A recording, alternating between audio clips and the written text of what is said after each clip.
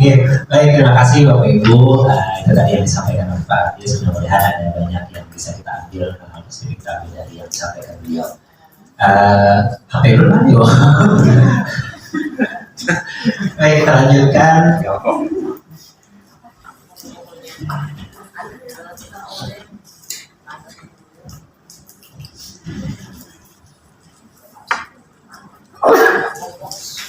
Bapak Ibu yang punya bahan diskusi, pertanyaan, ditahan dulu ya.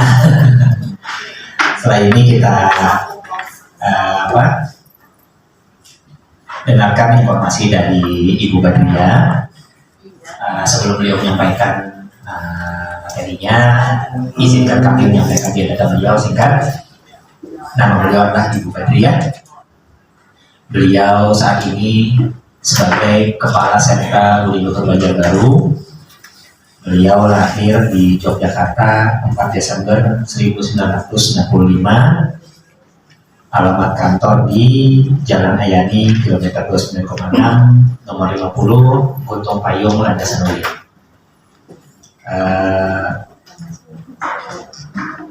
Kami perkenankan Ibu untuk menyampaikan informasinya.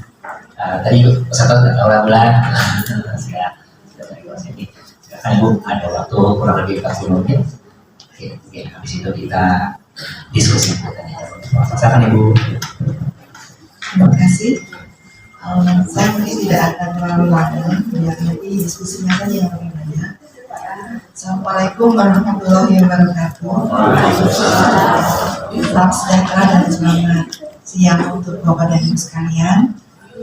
Saya ingin menyampaikan yang ada di ruangan ini. Terima kasih Pak Kepala Dinas Sosial Kabupaten Batola. Kemudian Pak Selamat, ini teman saya. Pak Abdi, Pak Selamat ini teman saya. Dan kemudian Bu Lilis dari Banjarbaru. Ada lagi yang saya kenal beberapa Bapak dan Ibu yang dari Kabupaten Kota. Izinkan, saya memang kurang begitu sehat di Bapak dan Ibu. Beberapa hari ini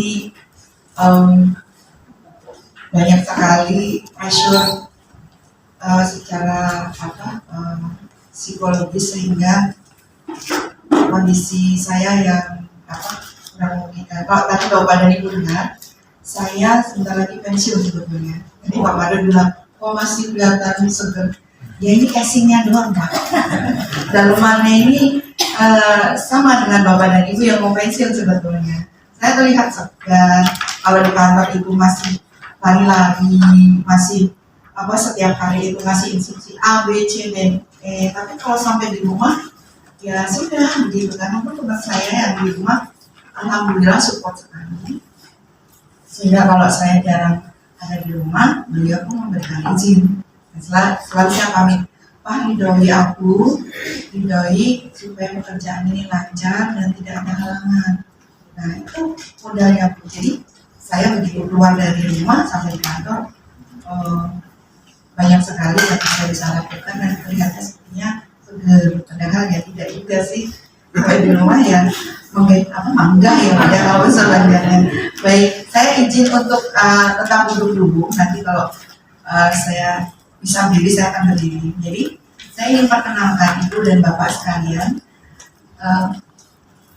Sekarang namanya sentra, dulu Balai Rehabilitasi. Sentra Budiluhur itu adalah salah satu UPT di Kementerian Sosial dari 31 UPT sejenis serupa yang ada di seluruh Indonesia. Kami basicnya dulu adalah melakukan rehabilitasi terhadap ODGJ. Jadi yang kami urus itu ODGJ, mulai dari melakukan reintegrasi dengan keluarga, kemudian melakukan seleksi ke daerah. Sekarang tidak. Yang kami lakukan ini adalah sesuai dengan perintah arahan Menteri, kami multi layanan. Jadi semua hal nanti akan kami jelaskan. Beberapa hal itu kami harus lakukan untuk merespon berbagai hal, berbagai persoalan yang terjadi di wilayah kerja kami. Next mungkin Mbak. Nah itu beberapa contoh saja Bu, bagaimana saya dan teman-teman bekerja dari mulai nangani ODGJ, lansia itu ada bebas pasung Bu. Kemarin kami bekerja sama dengan dinas kesehatan di Kabupaten Kapuas. Ada 4 orang yang kami bebas masukan. 2 orang sudah kami keluarkan, sudah lumayan membaik. Ya, tapi biasanya memang kondisi itu tidak serta-merta bisa menjamin dia baik-baik. Mungkin tadi sudah dijelaskan oleh ibu narsum dari kesehatan bahwa kalau ODGJ itu seumur hidup dia harus mengkonsumsi obat. Kalau dia balik ke rumah, kemudian keluarganya dan lingkungan tidak mensupport, ya dia kambuh lagi. Next, Mbak. Nah, Bapak dan Ibu, kami itu punya wilayah kerja yang cukup banyak, 26 kabupaten kota yang harus kami layani. Sedangkan kami, terus terang, saya itu tenaga di kantor yang PNS cuma 24. Yang lain itu dibantunya ada teman-teman, ada Pinresos, ada 6 orang, kemudian PPNPN ada 6 orang. Ya selebihnya kami harus bekerja keras, luar biasa keras kerja kami. Kemudian untuk wilayah Kaltara, semua wilayah Kaltara itu kami harus layani. Kemudian kalau Kalimantan Tengah hanya ada beberapa kabupaten kota. Next. Baik, nah seperti yang tadi kami sampaikan, kalau untuk Kementerian Sosial semua sentra yang ada di seluruh Indonesia ini pendekatannya melalui ada 3, sebetulnya pendekatannya itu 3 besar. Atensi berbasis keluarga, residensial, dan komunitas. Nanti akan saya jelaskan satu-satu. Yang saya kasih warna biru itu muncul ketika Menteri Sosial menjadi Menteri, Bu Risma menjadi Menteri Sosial. Jadi respon kasus itu menjadi ikon yang ada di Kemensos sekarang. Nanti akan saya sampaikan respon kasus itu apa, siapa saja yang direspon dan bagaimana prosedurnya. Next, Mbak. Yang menjadi sasaran klaster kami tidak lagi ODGJ, tetapi anak kami meliputi semua anak yang mengalami permasalahan sosial, anak mendapatkan hukum, anak korban dan anak pelaku, kemudian juga anak yang terlantar, anak yang cacat, anak yang kurang gizi, anak yang menjadi korban perdagangan. Semua kami layani manakala ada aduan ke kami. Kemudian disabilitas, nanti juga akan kami sampaikan disabilitas yang kami tangani apa saja. Kemudian lansia. Nah, kalau lansia tentu saja ini kriterianya jelas ya Bapak dan Ibu. Umur di atas 60. Kalau Kementerian Sosial umurnya di atas 60. Saya kurang tahu apakah ada kriteria lagi di luar dari umur 60 masuk kategori itu. Kecuali dikecualikan ada program permakanan untuk lansia di Kemensos itu usianya di atas 65. Tapi itu program ya Bu. Tapi kalau secara umum yang kami layani lansia itu usianya masuk ke 60. Kalau saya belum masuk, hampir masuk. Kemudian terkait. Nah dulu Kemensos itu membuat atau menjadikan kebencanaan ODA korban penyalahgunaan nafsa itu direktoratnya sendiri-sendiri. Tetapi saat ini untuk ODA korban penyalahgunaan nafsa, penyakit kronis dan keluarga rentan itu kalau di program atensi itu masuknya di klaster rentan. Jadi semua masuk di situ. Di sini ada Pak Nasir, apa kabar Pak Nasir? Pak Nasir sudah lama di Budi. Sekarang ke Balai Diklat ya Pak ya. Ini sahabat saya. Next Mbak. Nah, yang disebut dengan disabilitas yang kami layani atau kami tangani itu disabilitas fisik. Itu bisa polio, skoliosis, kifosis, cerebral palsy, dan berbagai penyakit yang mengakibatkan seseorang itu tidak dapat berfungsi sosialnya diakibatkan karena kondisi fisiknya. Kemudian bisa juga kretinisme. Kretinisme itu yang sedang marak sekarang, apa namanya Bapak dan Ibu? Apa namanya? Disebabkan apa? Stunting. Nah, stunting, kretinisme itu apa sih? Kretinisme itu cebol kan. Nah, kalau stunting berkelanjutan itu nanti mengakibatkan keracunan. Kemudian hilang anggota badan, misalnya diamputasi kaki atau tangannya, itu masuk ke kategori disabilitas yang kami layani. Nah, disabilitas itu bisa fisik, mental, dan sensorik. Kalau fisik tadi masuk kategori ini, kalau mental adalah ada dua jenis besarannya, yaitu saya tidak mengatakan psikotik ya, karena psikotik itu nggak bisa sembuh. Kalau ada yang bilang itu psikotik, no, tidak. Psikotik itu penyandang dia selama hidup, seumur hidup. Pertanyaannya, bisa nggak sembuh? ODGJ itu bisa nggak sembuh? Nggak ya, tergantung. Saya karena sekarang sedang menjadi orang yang harus banyak belajar tentang ODGJ, saya memfollow akun Instagram. Bapak kalau memfollow akun Instagram itu jangan yang artis-artis ya. Jadi ada satu orang ODGJ, dia sarjana, lulus sarjana dari UI. Dan dia ODGJ pernah dirawat di rumah sakit jiwa. Sampai sekarang dia masih minum obat. Dia selalu update kegiatannya. Dia jadi pembicara. Hebat, tapi behind the scene ketika dia pulang itu dia tetap konsumsi obat. Apakah dia nggak bisa kambuh? Bisa. Sometimes dia kalau ada pemicu yang menyebabkan dia kambuh, maka dia akan terkena. Sampai dia memposting 1 minggu dia nggak keluar dari kamarnya karena dia ada pemicu. Dia nggak ngomong pemicunya apa, tapi seminggu dia nggak keluar dari kamar, tidak makan, tidak minum obat. Tapi begitu tersadar, dia minum obat, dia makan, di kamarnya itu, jadi dia posting tuh kamarnya sudah dalam keadaan berantakan. Dia nangis. Setelah itu baru sadar. Jadi jangan berharap bahwa ODGJ itu bisa semua. Dia sudah sarjana, dia mantan, tidak ada mantan. Psikotik ODGJ itu yang seumur hidup, dan itu harus mendapatkan support terus-menerus.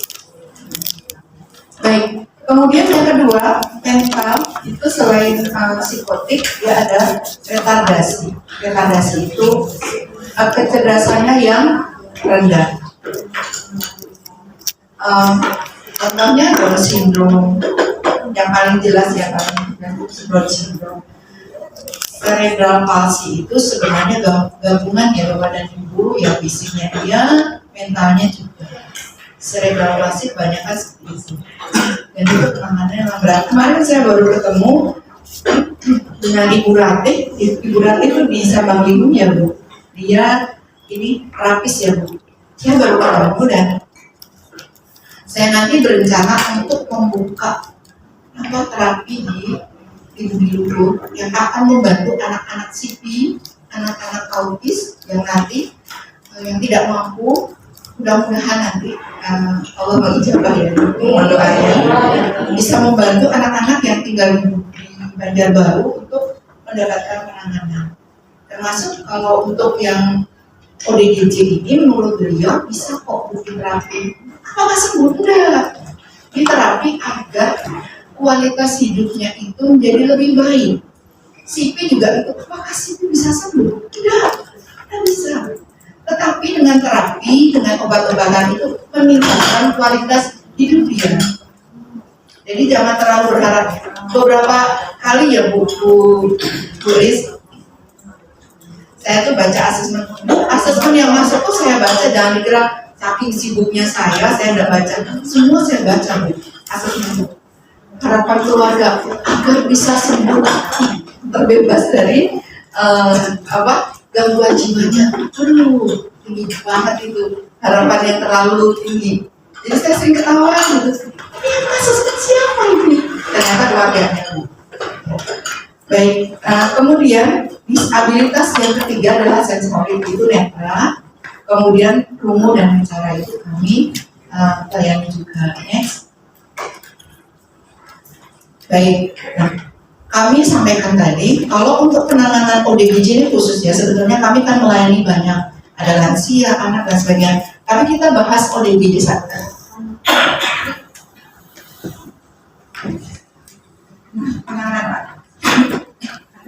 Penanganan yang kami lakukan itu bisa melalui kami punya satu, jadi saya dimasukkan di grup di mana itu ada Bu Menteri, semua dirjen, semua eselon 3, semua kepala sentra.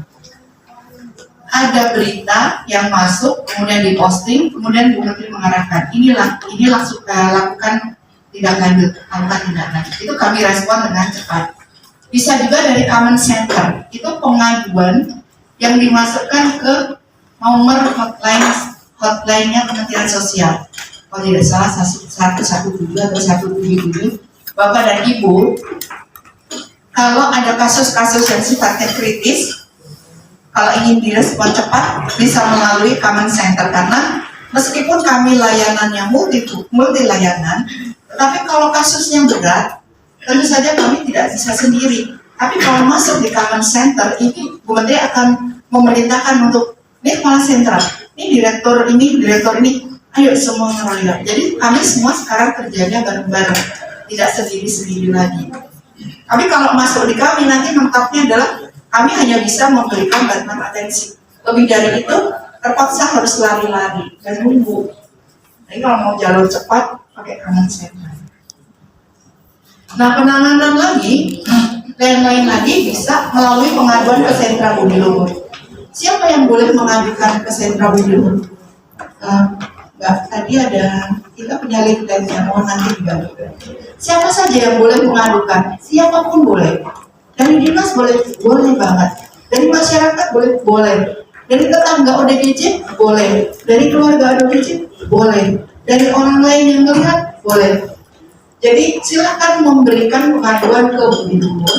Nanti akan kami respon. Hal utama yang kami tidak bisa langsung respon dan tidak tangani adalah satu, apabila tidak ada yang bertanggung jawab. Pengennya udah seperti tadi dibilang Pak Adis tadi. Kalau ODGJ itu sudah diserahkan ke kami, maka sudah pelihara aja, harusnya dibulikakan. Saya pernah kemarin ke Kapuas, kami melakukan bebas pasung. Jadi yang lain ngerjain bebas pasung, saya edukasi ke mamanya. Jadi mamanya saya bilang, Bu, ulun pinjam anak yang ulun bawa ke luhur, kami rawat. Bu, kan usah diberikan, Bu, jemput ambil. Ya Allah, Bu, ini anak pian. Kami kan ada pamit, kan aku ridho. Aduh ya Allah, mau gimana? Mau saya jalan, itu beliau namanya orang kampung ya Bu, dari pendidikan. Ya sudah, nanti kita edukasi. Kita nggak punya banyak waktu untuk bebas masuk. Udah jus. Kemarin dengan Pak Nasir kalau nggak salah ya Pak ya, kita ke kampus ya. Jadi begitu banyak sekali yang mengirimkan ODGJ ke budi luhur itu dengan harapan tidak dikembalikan. Habis kami kuotanya tidak bisa Bu, kalau seperti itu. Namanya balai ini untuk merehab, bukan balai penampungan akhir, bukan TPA, tempat pembuangan akhir, tidak. Baik, next. Nah, respon ini biasanya dari pengaduan itu baik melalui WhatsApp, melalui surat, itu masuk ke kami Bu, kami kemudian sampaikan ke teman-teman yang bertanggung jawab. Nanti kami bentuk tim ini akan melakukan konfirmasi ke pihak pengadu. Biasanya kalau tidak menyertakan nomor WhatsApp, kami tidak abaikan. Apa ini? Terus kita mau kemana nih? Kalau tidak menyertakan, masuk tong sampah. Tapi kalau menyertakan, kita akan konfirmasi. Tim akan konfirmasi ke pihak pengadu. Lalu kemudian mereka akan turun. Saya biasanya, kami kan punya pensos, ada 11, punya psikolog ada 2, punya hipnoterapis 2, dan perawat ada 4. Biasanya saya akan mix Kasusnya apa nih? Kalau kasusnya adalah korban kekerasan terhadap anak, maka tim itu bisa lengkap. Psikolog, psikos, perawat kita turunkan.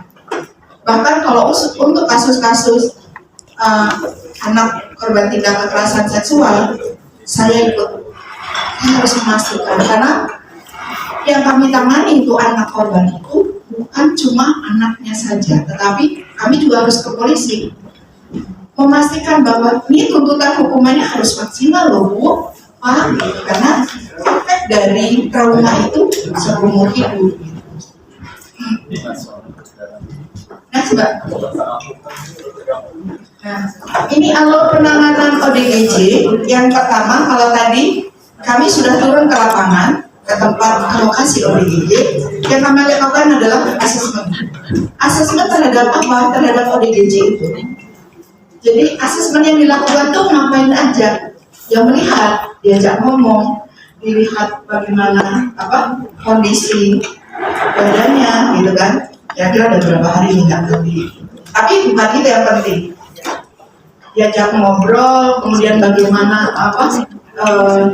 cara dia melakukan respon terhadap kami, kemudian selain itu juga keluarga. Jadi bukan cuma ODGJ, keluarganya di asesmen. Bagaimana sih perlakuan keluarga terhadap ODGJ itu? Kemudian bagaimana sih kondisi ekonominya? Bagaimana tempat tinggalnya? Buat apa motor? Apa yang ditanya-tanya? Apa yang difoto-foto? Karena penanganan kami itu komprehensif, tidak hanya ODGJ. Seperti ini barusan tadi, mohon maaf saya terlambat, barusan tadi ada arahan dari Menteri. Selalu diulang-ulang dulu. Kalau menangani itu cari akar masalahnya. Oh, akar masalahnya ternyata ya di mana dia dapat perhatian dari mamanya aja sibuk keluar buruk. Itu yang harus kita cari solusinya. Kalau dia bisa selalu mendampingi anaknya, minum obat, nggak keluar mamanya, kita carikan solusi dengan memberikan wirausaha. Jadi yang ditanya atau yang dilakukan asesmen bukan cuma ODGJ, bahkan lingkungan juga. Lingkungan tetangganya, karena banyak sekali kasus yang kami temui ODGJ itu ditolak. Kami pernah nih di satu wilayah yang bukan di Kalsel, kepala dinasnya memberikan surat pengaduan ke kami.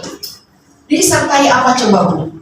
Disertai dengan tanda tangan RT-an penolakan terhadap ODGJ. Kata saya, soal penolakan, please tolong, itu kami bisa membantu, tapi bukan tanggung jawab kami, ya kan? Kita rawat ODGJ ini seperti yang di Bumila, kita rawat ODGJ-nya, Bumila HST ngurus lingkungannya, ya kan Bu? Nggak bisa kami semua. Ini Bu, kalau Mbak ini dibunuh nih, ODGJ-nya bakalan dibunuh, ya Allah. Yang segitunya kami juga harus nangani. Please, kami itu orangnya terbatas. Yang kedua, tentu saja itu tanggung jawab bersama, jangan semuanya bro. Tidak, mati saya Pak kalau semuanya kami yang nanggulangi yang apa kemampuan kami itu sebenarnya kami itu dipaksa untuk harus belajar. Nah kebetulan ketika saya masuk, saya pun harus belajarnya tuh sambil lari. Gimana cara menangani, gimana belajar untuk menangani di luar ODGJ. Itu kami sambil belajar sambil lari. Gitu. Jadi ya seperti itu. Baik, lanjutnya. Setelah asesmen, itu keluar rekomendasi dari tim. Apa rekomendasinya? Jadi rekomendasi itu untuk ODGJ tersebut, untuk keluarganya, untuk lingkungannya. Kalau misalkan ODGJ, Bu ini kayaknya bisa Maliun dulu deh, karena nggak tenang ini, liar nih. Iya, kami Bu terus terang kalau ODGJ-nya masih liar, kita nggak bisa Bu. Jadi memang harus dirawat medis dulu, setelah tenang baru ke kami. Oke, kerjasama kebetulan kita sudah kerjasama dengan Sambang itu sudah bertahun ya Bu. Jadi kalau ini tinggal nanti ini ada BPJS-nya apa enggak? Kalau nggak ada, tolong didorong untuk diurus. Nah, rekomendasi untuk keluarganya, teman-teman saya yang teman-teman Peksos itu sudah ngasih rekomendasi Bu, kayaknya nih bisa nih keluarganya nih dikasih bantuan wirausaha, apakah ternak ayam dan sebagainya. Untuk lingkungannya, kayaknya ini perlu edukasi ya Bu. Atau Bu, lingkungannya bagus nih, Pak RT-nya bagus, lingkungan keluarganya bagus. Seperti yang Bu Mila kemarin, baru kemarin ya Bu Mila ya. Jadi satu keluarga ODGJ, anaknya umur 14. Betul nggak salah Bu? 14. Karena dari kecil itu dia diasuh oleh mamanya yang ODGJ dan neneknya yang ODGJ. Lalu si anak ini ya bayangin aja bapak dan ibu. Kita aja kalau salah asuh anak bisa bandel ya. Ini dari kecil diasuh ODGJ. Jadi menurut keterangan psikiater di rumah sakit AST, ini masih bisa diselamatkan. Oke, kalau gitu kita selamatkan. Terus saya tanya Bu Mila, Bu ini kenapa? Mamanya nggak sekalian kan? Nggak usah. Kenapa? Karena mamanya nggak ganggu. Mamanya bisa aja, kata lingkungannya juga. Pak, kebetulan desa dan lingkungannya itu sangat support. Jadi kami mau mencoba untuk anaknya ini biar dia bisa mandiri. Baik, setelah itu baru nanti penanganan. Penanganan ini khusus untuk ODGJ ya Pak. Penanganan ini itu bisa berbasis keluarga. Kalau kami melihat bahwa sebetulnya ODGJ ini bisa kok asal kita edukasi keluarga, dikasih waktu misalnya keluarga. Terus keluarganya kita edukasi. Ini bisa nggak usah di sentral Bu, karena tidak berat, dia tidak ganggu, dia diterima masyarakat. Jadi bisa saja Bu, dia diterima kok sama masyarakat. Oke, kalau gitu kita penanganannya berbasis keluarga. Apa itu? Nanti kita akan kasih penjelasan satu-satu. Atau penanganannya berbasis komunitas. Mamanya nggak siap, anaknya dibawa ke Budi Luhur. Ini jauh misalkan di Malaka. Jangan Bu, nanti. Misalkan nih, mamanya sayang nih, atau neneknya sayang. Nanti susah, nanti aku mau jemput. Ya sudah, kalau begitu, ada di sana komunitas yang sanggup untuk ambil rekal, maka kita titipkan di komunitas. Atau penanganan, sebetulnya penanganan itu harus menjadi penanganan terakhir. Nggak boleh tiba-tiba harus di situ. Iya. Penanganan yang paling baik di mana Bapak dan Ibu? Betul. Kesentra itu sebenarnya sudah penanganan yang akhir. Kalau tidak ada jalan lain, sudah kesentra. Tapi kalau keluarganya sendiri juga dalam kondisi yang tidak bisa, ya mau nggak mau harus ke sentra. Nah ini yang dinamakan penanganan dengan keluarga. Jadi kami, jadi PPKS atau ODGJ tersebut masih memiliki keluarga. Apakah itu kakaknya, adiknya, sepupunya, orang tuanya yang tentu saja peduli dan mau merawat dia. Nah apa saja yang akan diberikan? Yaitu kita home visit secara rutin, kemudian edukasi ke keluarganya bagaimana cara memperlakukan ODGJ ini agar dia menjadi stabil. Kemudian pemenuhan hidup layak. Biasalah asalnya sembako, tapi sebenarnya itu tidak menyelesaikan masalah ya Bapak dan Ibu. Kemudian terapi itu kami berikan melalui hipnoterapi, kemudian konseling keluarga, reintegrasi itu kita mengembalikan ODGJ ke keluarganya. Ini, kemarin terakhir ini ya Pak, habis ya kita ke Padang ya. Ada kemarin kami mengembalikan ODGJ sudah 2 tahun di Sambal Minggu. Namanya Mawar, ternyata Bu, bukan Mawar namanya. Jadi kita komunikasi dengan keluarganya di sana. Karena dia juga gak bisa ngomong ya Bu ya. Alhamdulillah, nangis Bu keluarganya kemarin. Nangis terus terima kasih sudah sampai, padahal saya harusnya terima kasih udah sampai lagi 2 tahun loh. Kami kan cuma kan kita cuma nganterin aja Bu, gitu kan. Jadi itu tuh dari Padang Bu 2 jam. Iya masih jauh. Jadi kemarin kami dia tuh jemput di bandara Bu, sekeluargaan di bandara, terus kemudian kita juga antar ke Mbak Eka nih kebetulan diantar. Ada apa Mbak? Tanah Datar. Kebetulan Mbak Eka kemarin kami tugasi untuk ngantar beserta 1 perawat gubernur. Mbak. Ya ini kalau untuk yang komunitas, jadi komunitas di sini kemarin kalau tidak salah ada Al-Hijrah ya Bapak ya. yang memberikan materi di sini.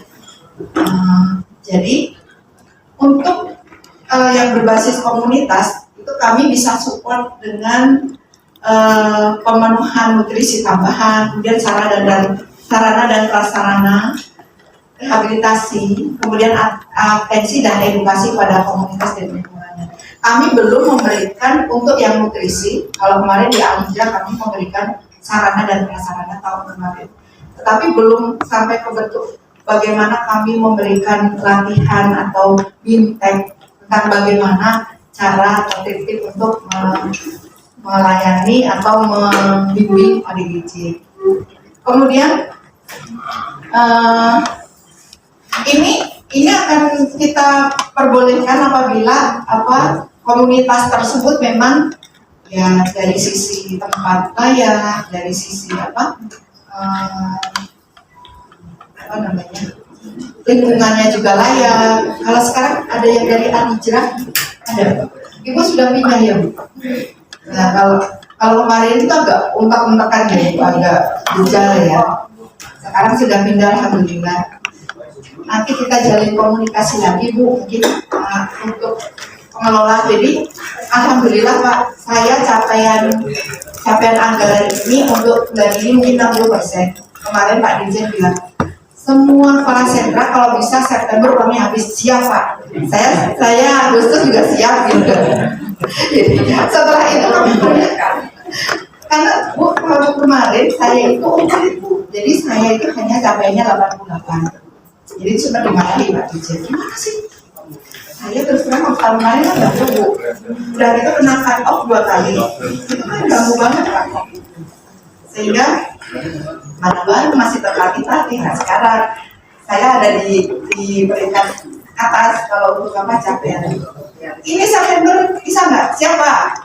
Agustus. Jadi kalau Bapak dan Ibu Mas memberikan aduan bulan September, mungkin saya angkat tangan dulu karena di bulan itu habis anggaran saya. Baik, kita Mbak. Ya, nah ini yang kami lakukan di Sentra Bumi Luhur. Jadi ada beberapa kegiatan. Tapi Bapak dan Ibu, saya tadi optimis melihat paparan dari Ibu, karena yang dari Sambang ya Bu. Yang di Sambang Lihum ini kebanyakan masih banyak tidak rusaknya. Kalau yang di Bumi Luhur yang masuk itu kebanyakan errornya.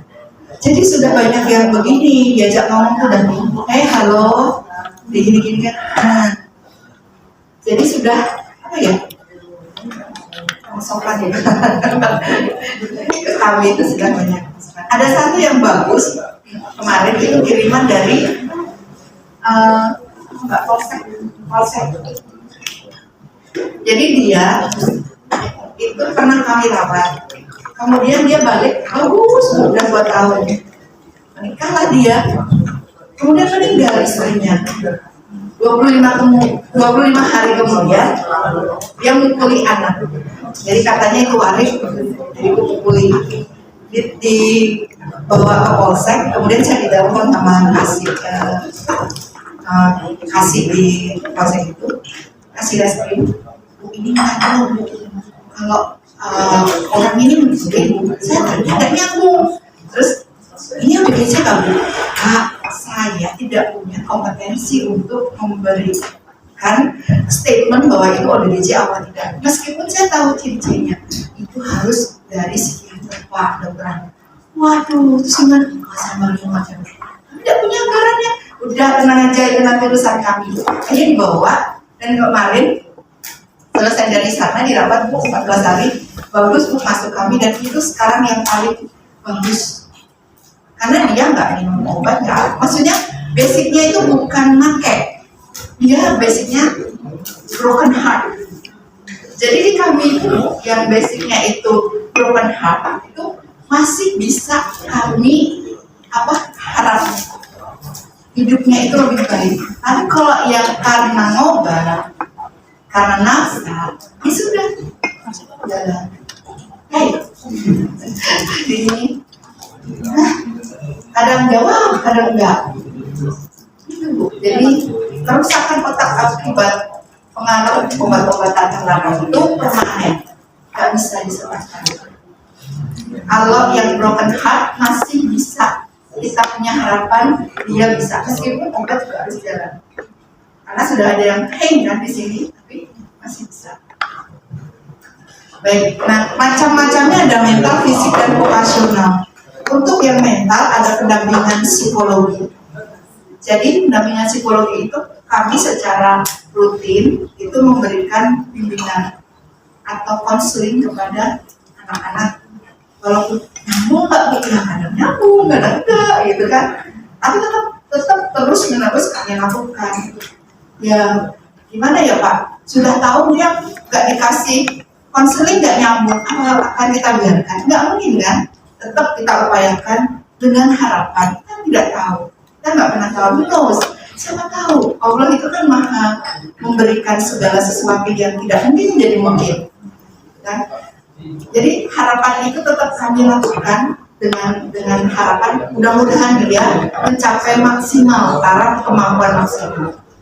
Kemudian untuk bimbingan keagamaan nanti ada foto-fotonya. Ada loh Pak yang bisa baca Quran.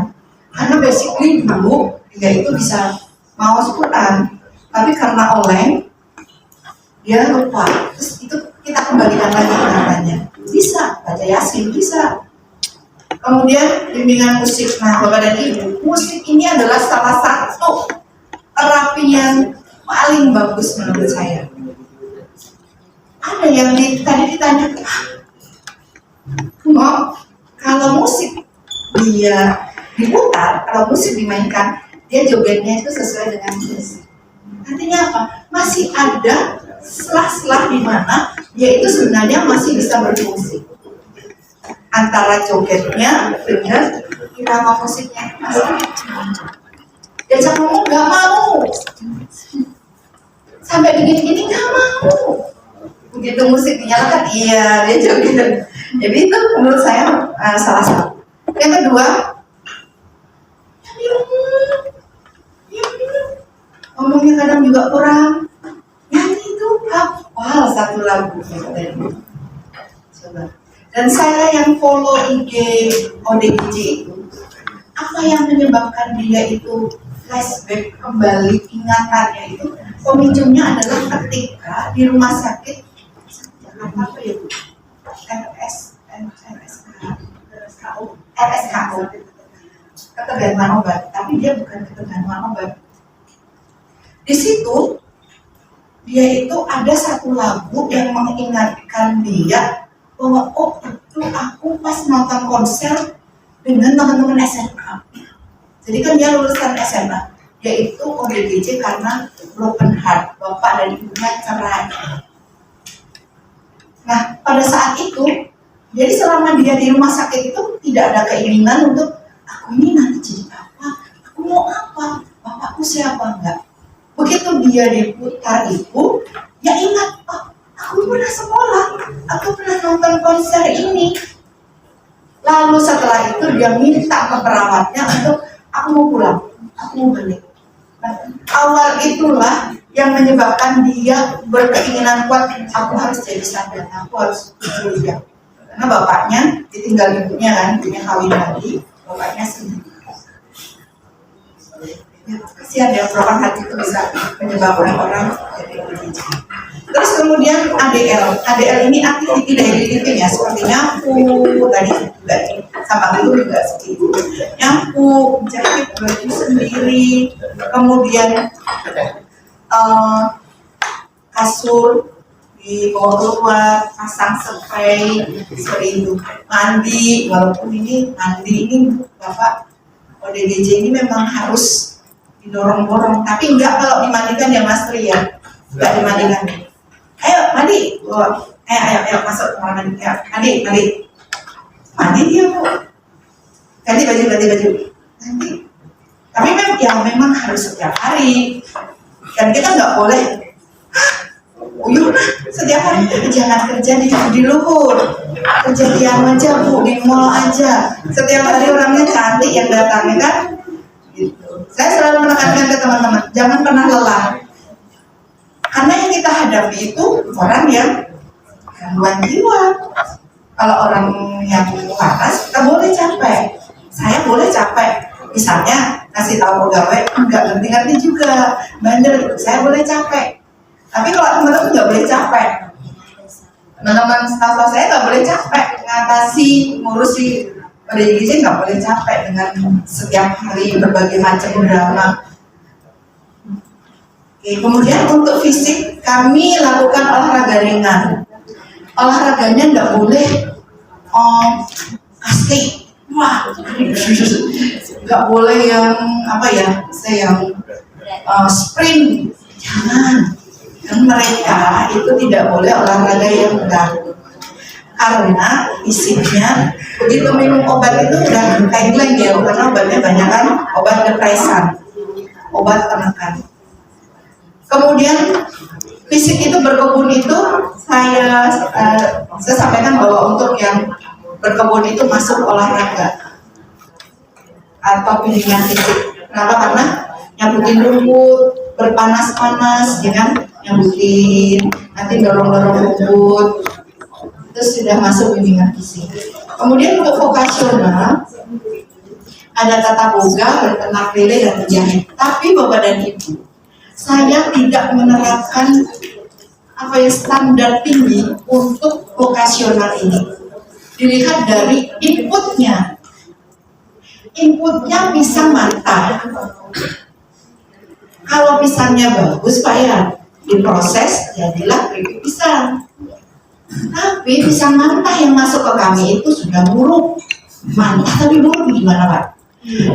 Dimasukkan, diproses, dimasak keripik, ya ada nyaman juga, direbus, ya itu juga. Jadi saya tidak menerapkan standar yang terlalu tinggi output dari ODGJ yang selesai direhabilitasi. Setidak-tidaknya dia harus mengenal, oh aku tuh setiap hari ya harus mandi, obat ini setiap hari aku harus minum, kesadaran. Itu yang sebenarnya berat Bu. Karena setiap hari pun kami pasang perawat itu di bujuk-bujuk minum obat, makan. Tapi adanya Bu, kalau ada bunyi lonceng teng teng teng teng, mereka. Nah, kemana? Ke ruang makan. Ada 5 kali teng, sarapan, snack, pagi, makan siang, snack sore, lalu makan malam. Jadi ada 5 kali teng. Ada beberapa ODGJ yang ketika inputnya kurus, gondrong, pulang-pulang putih, gendut. Ini nanti saya sampaikan ada input yang masuk dan ada output. Little success story kami ada beberapa. Oke, Mbak, ini foto-fotonya ya. Ini bimbingan psikologi, jadi ini ada. Kalau ini sebenarnya bukan ODGJ. Ini adalah anak titipan korbannya yang dititipkan ke kami dari Batola Pak Kadis. Snack, snack sampai ya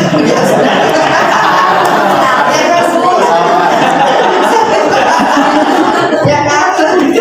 Snack. Saya begini. Ketemu dengan teman-teman saya. Jadi saya begitu Bu Menteri ini ganti, kan itu diacak-acak, wah diacak-acak, medsos tuh. Jadi diambil ini, harus jadi kelas sentra, banyak yang juga. Terus ada 2 eselon 1 direktorat jenderal yang di Makassar. Jadi ketemulah saya dengan teman-teman yang sebelumnya ada di direktorat jenderal yang sama. Ketemu, Mbak, kok sekarang beda? Apa yang beda? Kalau saya dulu Bu, terus terang saya kalau nggak di pertemuan ini saya pakai celana kanvas, pakai atasan begini, pakai celana kanvas. Jadi kalau dulu saya karena di diklat ya, jadi setiap hari harus pakai rok. Sekarang kok mudah, lebih mudah. Bukan begitu. Itu setiap hari harus pakai ini. Soalnya kalau nggak ngejar ODGJ, aku dikejar-kejar sama ODGJ. Jadi harus pakai ini. Terus gimana? Ya kalau kamu lihat aku perilakunya nggak gini-gini, ya itu karena memang adaptasi yang bagus itu adalah menjiwai. Menjiwai. Nggak boleh ya Bu. Menjiwai tapi nggak boleh ketularan ya Bu. Ya. Nah, ini kata serang error. Error itu bukan error. Jadi apa yang terlihat itu diucapkan. Teman-teman enak makan snack, saya ngomong gitu kan. Kode keras. Oh, enggak, ini bercanda aja. Jadi kalau bimbingan psikiatri, jadi ada dokter yang kami undang secara rutin, dokter Shelly kami sebulan sekali. Jadi itu apa?